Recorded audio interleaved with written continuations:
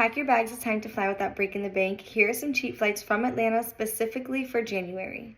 January 12th to the 27th, you can fly to Paris for a total of $1,225 for 2 people.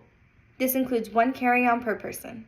On January 17th to the 31st, you can fly to Zurich for a total of $1,232 for 2 people.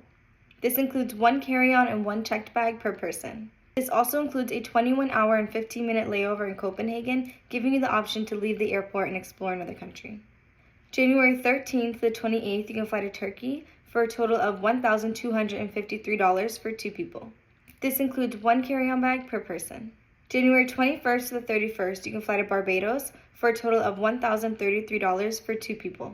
This includes 1 carry-on bag per person. January 7th to the 21st, you can fly to St. Kitts for a total of $1,089 for 2 people. This includes 1 carry-on bag per person. What airport should I do next?